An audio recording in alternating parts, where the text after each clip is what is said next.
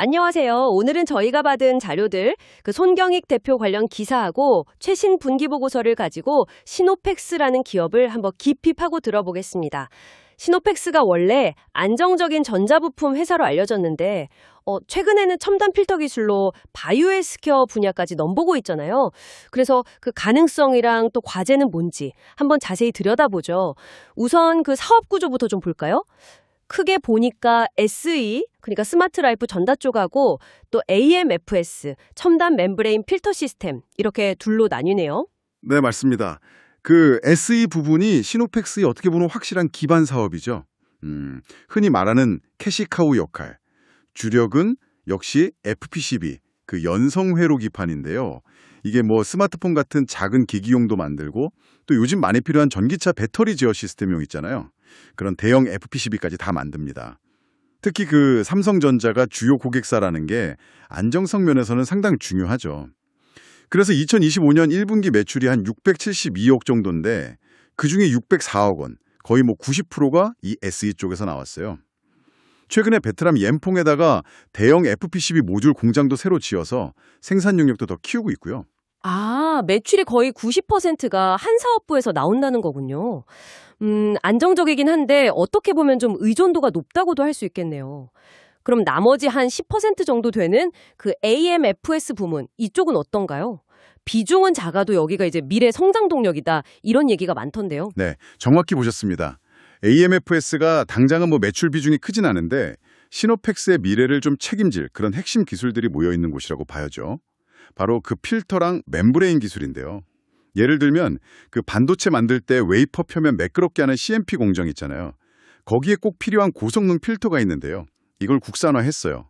이게 기술 장벽이 꽤 높거든요. 아, 그래요? 네, 그리고 뭐 수처리나 바이오, 제약 산업용 필터도 만들고 또 요즘 핫한 수소차 연료전지의 핵심 부품 PEM이라고 전해질 강화막 개발에도 뛰어들었고요.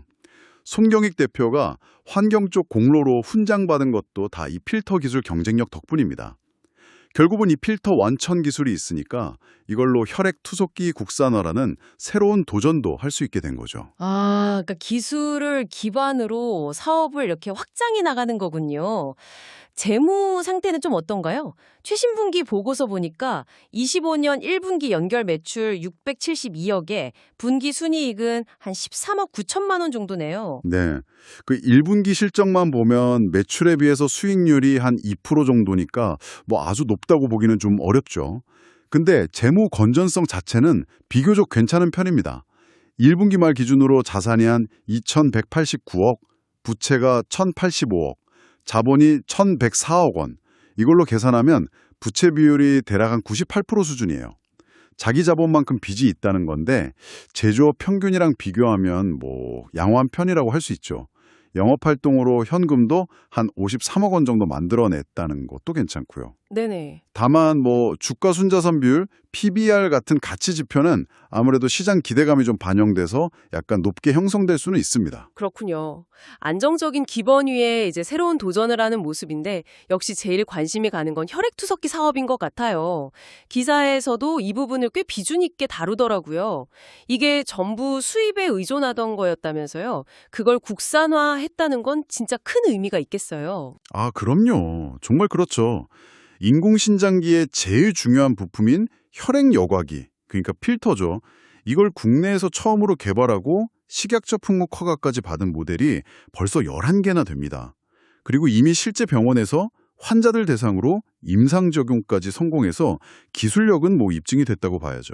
와, 대단하네요. 국내 혈액투석 환자 수가 지금 11만 명이 넘고 관련 시장 규모만 해도 연간 5천억 원 정도 되거든요.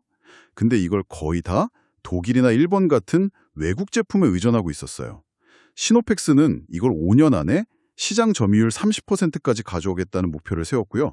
이동형 인공신장기 개발도 하고 있다니까 이 필터 기술 기반 사업 다각화가 이제 정말 본격적으로 시작되는 느낌이죠. 그러니까 FPCB란 든든한 기둥이 있고 거기에 혈액투석기라는 새로운 성장 엔진을 달려는 전략이군요.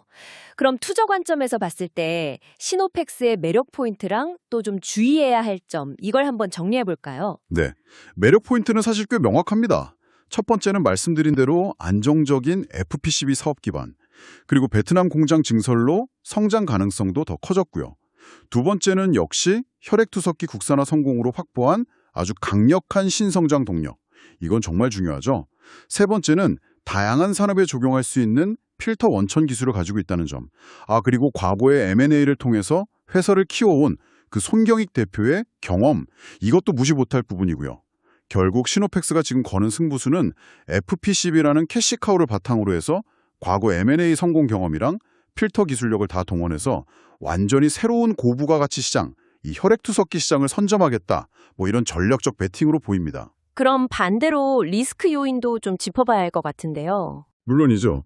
가장 큰 리스크는 역시 아직까지 매출의 거의 90%가 FP12 사업, 특히 특정 대형 고객사에 너무 집중돼 있다는 점이에요. 그렇죠.